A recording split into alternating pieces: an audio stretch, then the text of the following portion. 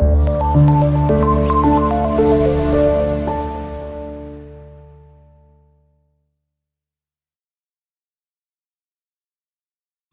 Friends, welcome to UPSC mania. सबसे पहले मेरा परिचय, मैं विकास सिंह, यूपीएससी सीएपीएफ 2019 की परीक्षा में चयनित, वर्तमान में असिस्टेंट कमांडेंट सशस्त्र सीमा बल, गृह मंत्रालय।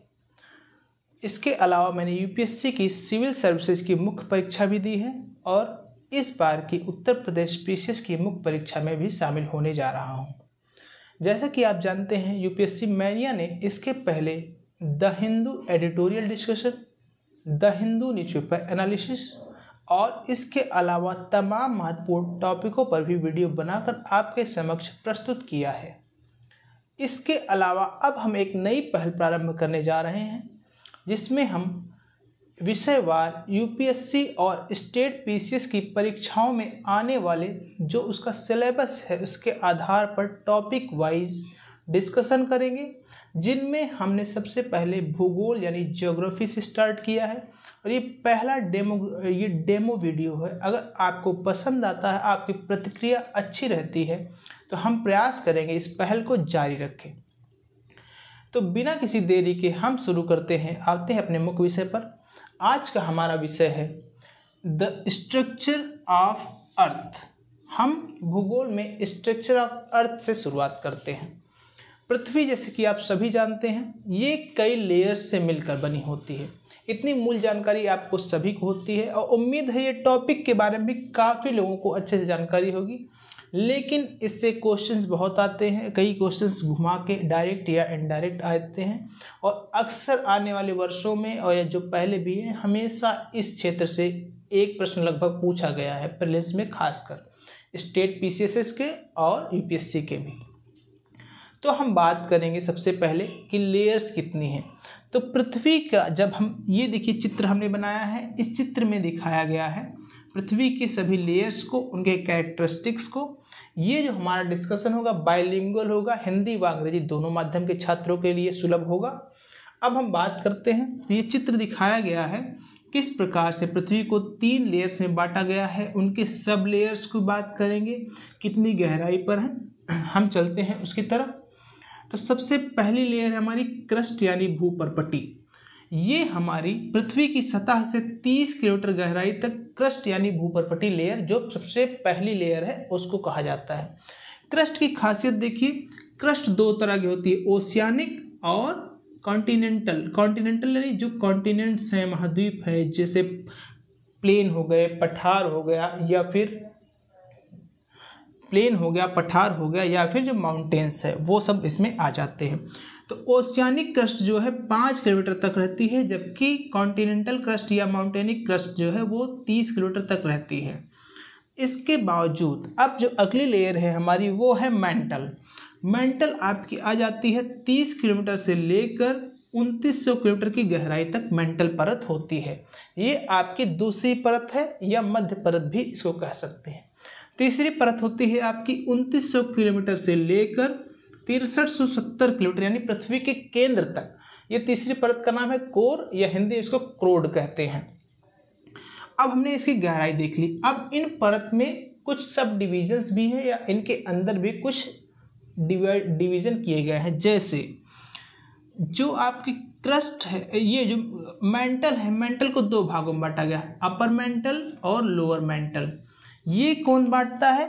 एक डिसकंटिन्यूटी है, डिसकंटिन्यूटी के बारे में भी हम पढ़ेंगे। उससे पहले हम देख लेते हैं 670 किलोमीटर पर, इसके ऊपर 30 किलोमीटर से और 670 किलोमीटर के बीच की जो दूरी होती है, गहराई होती है, इसको अपर मेंटल कहते हैं। और 670 से लेकर 2900 किलोमीटर तक की गहराई की जो परत होती है, उसको लोअर मेंटल कहते हैं। फिर कोर को भी 2 भागों में बांटा गया है। आउटर कोर 2900 किलोमीटर से लेकर 3150 किलोमीटर तक आउटर कोर, और 3150 किलोमीटर से लेकर 6370 किलोमीटर तक इनर कोर। ये हमने देख लिया उनके सब डिविजन्स। अब एक बात जो और इसमें आती है सब डिविजन्स में, जो क्रस्ट है हमारी और मेंटल का ऊपरी भाग लगभग 100 किलोमीटर तक जो होता है, 100 किलोमीटर तक गहराई जो होती है, उस परत को हम लोग कहते हैं लिथोस्फीयर। तो लिथोस्फीयर अगर पूछा जाता है तो 100 किलोमीटर तक गहराई तक की परत को लिथोस्फीयर कहते हैं। फिर हम एक चीज और जो देख लेते हैं, इन परत का जो विभिन्न परतें हैं इनका स्टेट ऑफ मैटर क्या है, यानी ये सॉलिड में है, लिक्विड स्टेट में है या गैसियस स्टेट में है। तो सबसे पहले देखेंगे जो हमारी क्रस्ट है ये सॉलिड स्टेट में है। फिर मेंटल देखेंगे तो अपर मेंटल आपका मोल्टेन स्टेट में, मोल्टेन पिघली हुई अवस्था में, ना तो सॉलिड है ना तो लिक्विड है।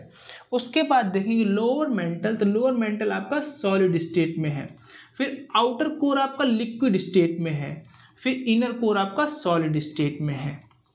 ये बात हमने देख लिया कि विभिन्न परतों की अवस्था यानी स्टेट क्या थी। अब इसके बाद हम देखेंगे डेंसिटी।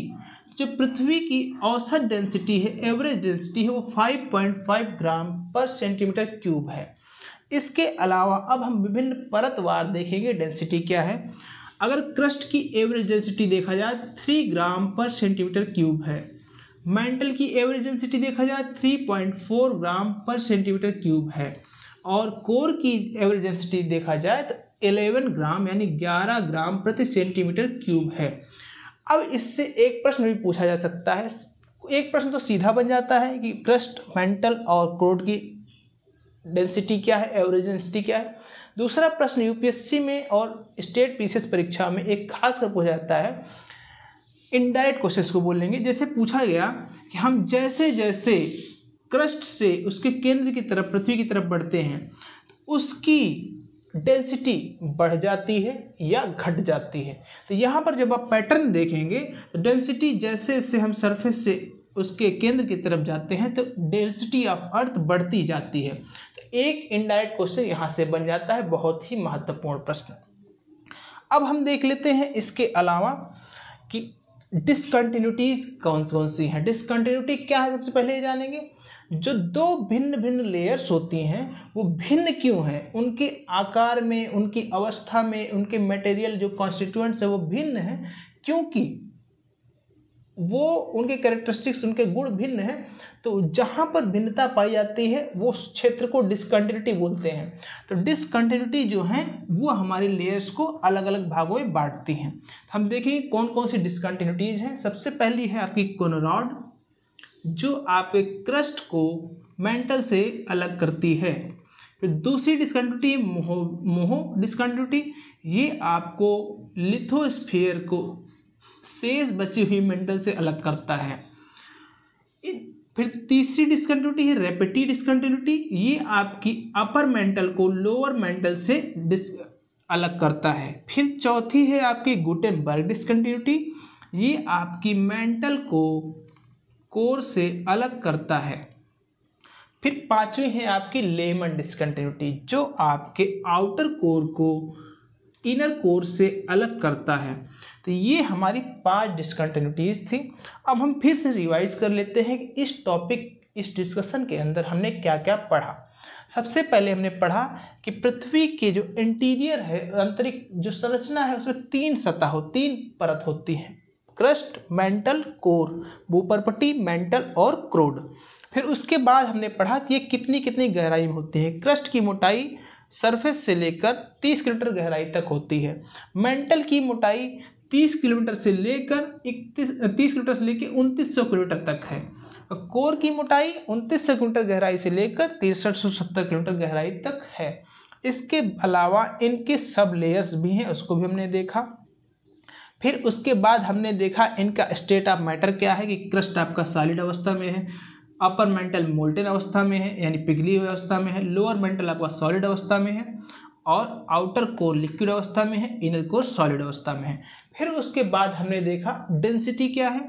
अर्थ की एवरेज डेंसिटी 5.5 ग्राम पर सेंटीमीटर क्यूब है, क्रस्ट की एवरेज डेंसिटी 3 ग्राम पर सेंटीमीटर क्यूब है और मेंटल की एवरेज डेंसिटी 3.4 ग्राम पर सेंटीमीटर क्यूब है, जबकि कोर यानी क्रोड की एवरेज डेंसिटी 11 ग्राम पर सेंटीमीटर क्यूब है। फिर से हम ध्यान देते हैं अर्थ की एवरेज डेंसिटी क्या है, ये पूछा जा सकता है, 5.5 ग्राम पर सेंटीमीटर क्यूब। और इनको देखने के बाद एक एनालिसिस भी करते हैं कि अर्थ की डेंसिटी जैसे जैसे हम पृथ्वी के केंद्र की तरफ बढ़ते हैं वैसे से अर्थ की डेंसिटी बढ़ती जाती है। फिर इसके बाद हमने पढ़ा डिसकंटिन्यूटीज। डिसकंटिन्यूटी क्या होती है? जो दो भिन्न भिन्न परतों को अलग करती है वो रीजन आपका डिसकंटिन्यूटी कहलाता है। ये 5 है हमारे अर्थ के इंटीरियर में। सबसे पहली कोनोरॉड जो आपके क्रस्ट और मेंटल को अलग करती है। फिर मोहो डिसकंटिन्यूटी जो आपके लिथोस्फीयर को लेटर पार्ट ऑफ बाकी बची हुई मेंटल से अलग करती है। फिर तीसरी है रेपिटी। रेपिटी आपको अलग करती है अपर मेंटल को लोअर मेंटल से। फिर चौथी है गुटेनबर्ग जो मेंटल को कोर से अलग करती है। और पांचवी है लेमन डिसकंटिन्यूटी जो आउटर कोर को इनर कोर से अलग करती है। अब प्रश्न आता है कि समस्या आती है, जैसे हम लोग भी जब पढ़ते थे हमारे भी सामने समस्या आती थी और बहुत सारे छात्र जो हैं वो भी ये कहते हैं इन डिसकंटिन्यूटीज को हम याद कैसे करें, क्योंकि अक्सर ये प्रश्न पूछा जाता है यूपीएससी में और स्टेट पीसीएस की परीक्षाओं में भी पूछा जाता है, वनडे एग्जामों में भी यहाँ तक पूछा जाता है।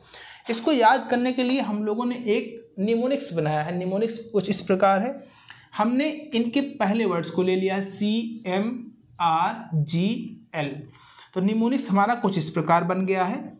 यहाँ पर आपने देखा CMRGL। इसको आसान भाषा में जो हमको आसानी से याद हो सके इसके लिए हमने इसको नाम दे दिया कमरगुल। तो आप समझिए इस प्रकार, कमर को आप के की बजाय सी समझिए। सी से कभी कभी का बनता है, इंग्लिश में आप जानते होंगे CMRGL। तो सी से क्या हो जाएगा? कोनोरॉड, M से मोहो, R से रेपिटी, G से गुटेनबर्ग, L से लेमन।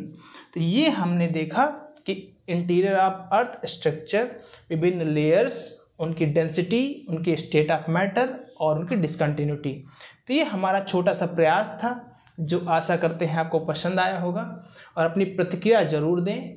अगर आपको अच्छा लगा हो तो यूपीएससी मैनिया चैनल को लाइक और सब्सक्राइब जरूर करें और अपने प्रतिक्रिया दे बताएं। अगर आपको आपकी प्रतिक्रिया सकारात्मक रहती है तो हमें ऊर्जा मिलेगी और इस क्रम को, इस सीरीज को, इस पहल को हम और आगे जारी रखेंगे। ज्योग्राफी ही नहीं और अन्य विषयों पर भी ऐसे ही चित्रात्मक प्रस्तुति के साथ बहुत अच्छे से आपको वीडियो के माध्यम से समझाने का प्रयास करेंगे ताकि आपकी यूपीएससी और स्टेट पीसीएस की जर्नी और अच्छी हो सके। बहुत बहुत धन्यवाद। नमस्कार।